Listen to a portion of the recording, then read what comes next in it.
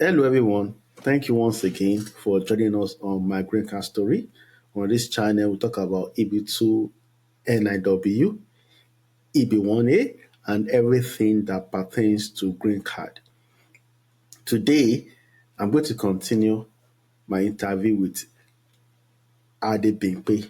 In the previous video or episode, Bimpe spoke about his EB2NIW process, how we put together his petition and it was approved.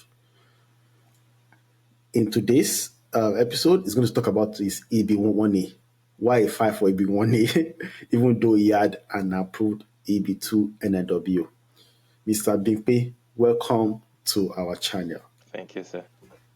So, for those that did not watch the previous episode, can you introduce yourself again? Yeah. For those that didn't watch the previous episode, I would say go and watch it.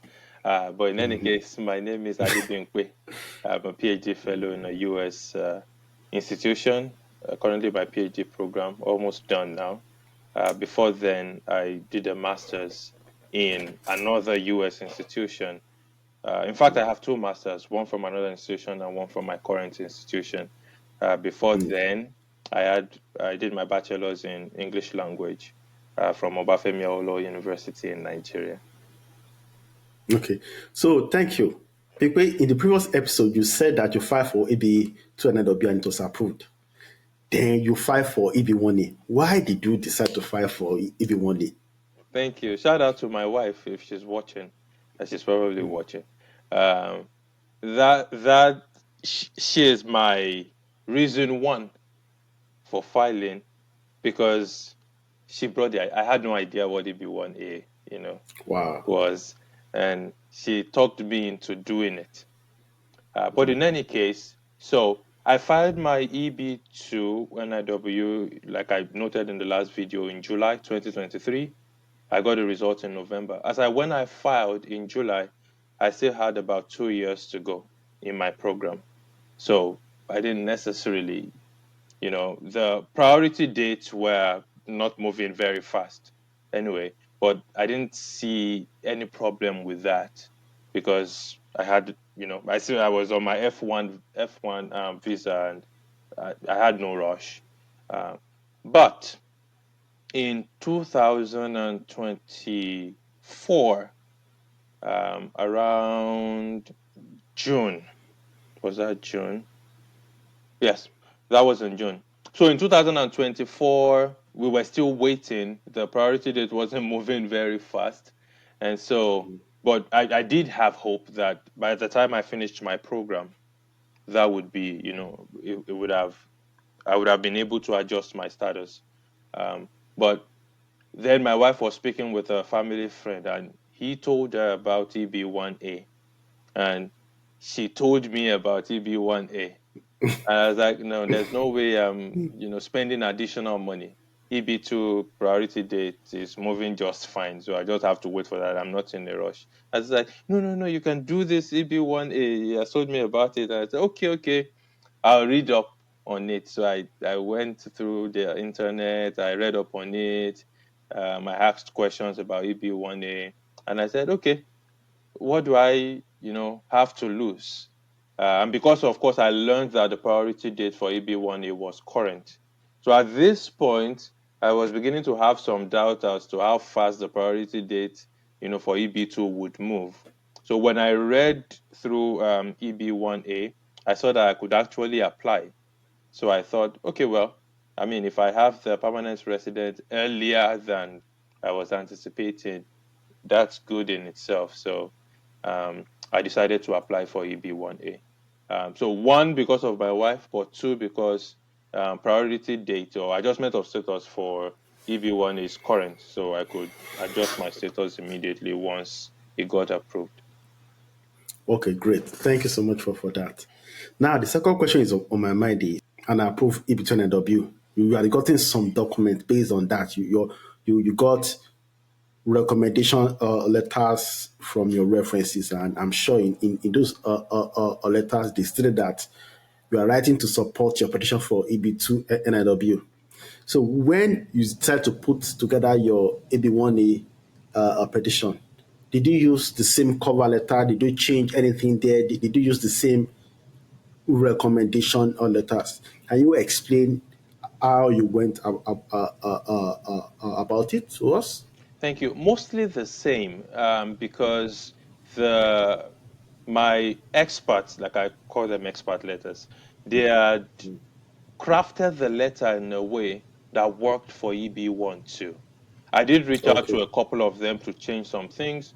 Most importantly, not necessarily in the content, but like you rightly said, EB2NIW, I did Mm, change those to permanent residence. So application for permanent residence as opposed to EB2NIW. I did reach out to some of them to sort of like change the structure mostly, mm. not necessarily the content because they had solid content earlier. So there were some that were good to go, aside the EB2NIW to permanent residence. But I was very lucky because most of those letters were already crafted in a way that was a fit for EB1A. Okay.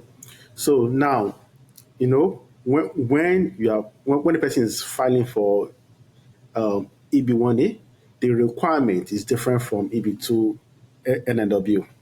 Under EB1A, is either you have a one-time achievement like a Nobel Prize, Olympic gold medal, and Oscar, or you meet 3 out of 10 requirements. Okay, which myself and Olanike we have explained in a previous video. So if you are listening and you want to know the 10 requirements for EB2 NIW, please go click on the link above or go check our previous video. So, Bimpe, can you tell us how you're able to show that you met at least 3 out of those 10 requirements for EB1A? Yeah, so when I said my wife told me about it and I read up on EB1A, that was the first thing that I checked, right? How many criteria would I meet? And I was able to, within myself, satisfy myself that I could meet six of them. As a matter of fact, I would say six of eight because there were two there, one that had to do with artwork and one that had to do with Yeah. competitive salary that I knew there was no way I could meet those two. So, so I challenged myself to out of eight, how many, can you meet? Um, so I did satisfy within myself six, and those were the six that I attempted to prove in my cover letter Okay. or with And my application. can you tell us the six that you met and how you were able to prove that you met those criteria? Do you want me to do it one after the other? I'll do the six first and then.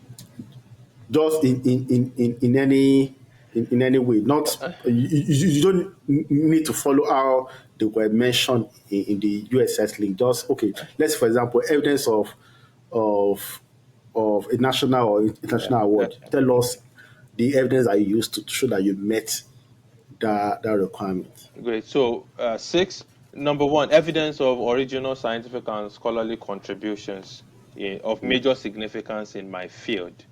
I did mention some projects that I had engaged in language revitalization.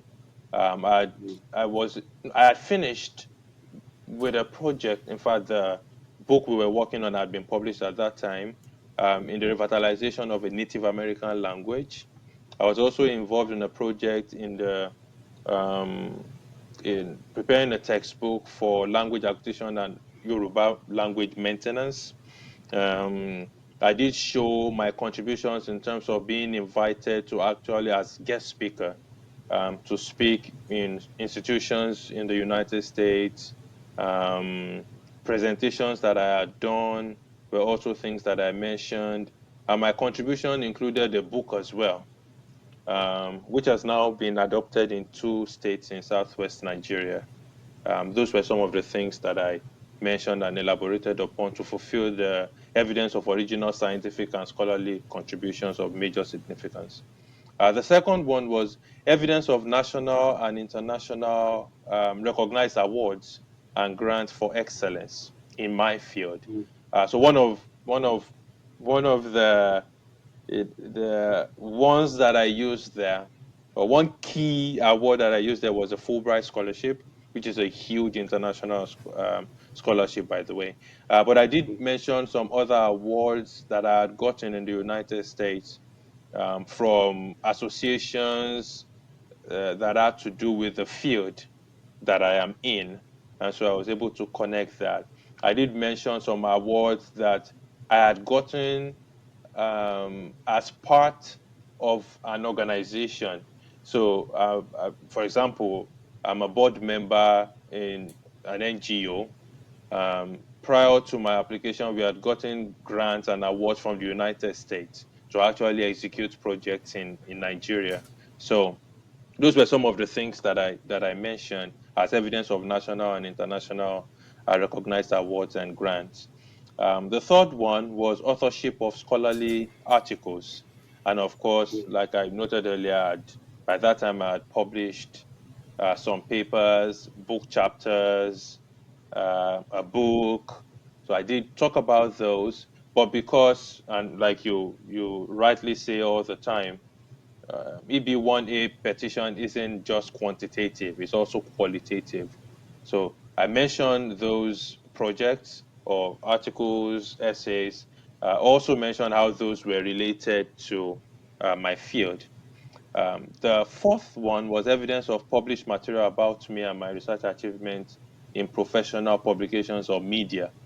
So of course I had been in programs or I had executed some projects wherein I was displayed in newspapers or publications or the media, and so I did pull those and included in the petition. Um, Also, I think number five now, evidence that I've been asked to judge the work of others. So on multiple occasions, I've been invited to actually review, in terms of like peer review, the work of other scholars in the field. Um, Partly because, or majorly because, I consider myself an expert in the field, and considering the work that I have done and the research that I've done, I'm able to review the work of others. For example, I am an editor in a journal in the United States. And that was part of what I started. Being um, one of the editors of a journal automatically qualifies you, right, Yeah. to actually review people's work. So that was one of the things that I mentioned in terms of being asked to judge the work of others. Uh, And I think that's also an evidence that you hold a leadership position in exactly. an organization. Yeah. Exactly. So some of these qualifications actually doubled, or some of these Yeah. things are actually doubled. So, for example, like evidence of original scholarly contributions, my book, I did use that there. Evidence of scholarly articles too, I did include Yeah. that. So could double. So number five, evidence of membership in professional association. Being an editor in a professional association, that's Hmm. that's Yeah. that's an Yes. That evidence. counts. That Yeah. counts as an evidence as well. But I also mentioned some other associations that I belong to, not necessarily associations that are field specific, especially because USCIS doesn't necessarily regard associations that you have to pay, Pay. Yeah. to be a member. So I did mention a couple of organizations that I belong to. Some are affiliated to the United States, but mostly, membership in those organizations were consequent upon being an achiever in a particular field. So, for example, as a Fulbright scholar, and because of the project that I had done, I belonged to an organization, and we had executed several projects in that regard. And so that I was able to prove that the organization expected a lot, or expected outstanding achievement from their members. And last but not the least, evidence of critical role, performance of a leading or critical role. And again, I was able to show that by associations that I belong to, my roles in those associations, and also being, in a way, I was also able to craft some of the roles that I had occupied while in school.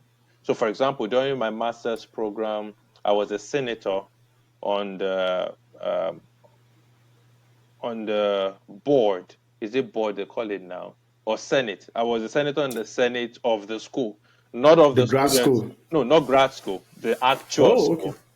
Oh, Yeah, okay. I was the senator representing the students in the Senate of the actual school. And so I was able to also craft those. Um, being of course, I'd occupied senatorial positions in grad schools as well, but I didn't necessarily think those will count for perhaps for EB2, but not for EB1 because Everyone. But EB1 you just threw that in, right? I did throw those in. As a matter of fact, I threw a lot of things in. So, for example, for contributions or scholarly articles, I did throw in conferences that I had attended, right? But that was just, in the interest of just throwing everything you have, but not necessarily because I was thinking, because those were things that I achieved by being a student. And EB1 was more or less, how are you part of the small top percentile in your field? So those were the Okay. six that I relied upon. Okay. Okay. Great. Thank you so much. Now let's talk about your timeline. When did you turn in your petition, and when was it approved? And did you do premium Yeah, so processing this time? for this one, I did premium processing because the point was to have everything fast, right? Because it's current. So I did do Okay. premium processing. My priority date was June 3, 2024. Four. So I must have turned in June 1. I'm very bad with dates. My wife reminds me all the time, but she's not here, unfortunately. In any case, so my priority date was June 3. I got my response June 11. Wow. Because was of course premium processing. So yes, I think that's Okay. what you asked. Okay. Okay. Wow. That's awesome. So, what advice do you want to give for people that are filing for EB1A right now? Because I know that so many people are interested in filing for EB1A. What advice do you have for them? Oh, the advice I have is just to be thorough. EB1A is quite more specific. It's like straight to the point. But in any case, it's not only quantitative; it's also qualitative. So I would say to be thorough. It's a procedure.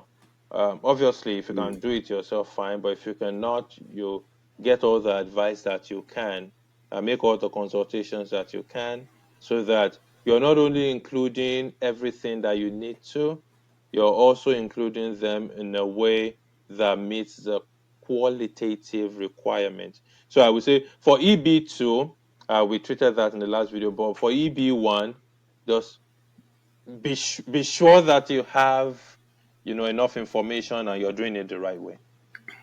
Okay.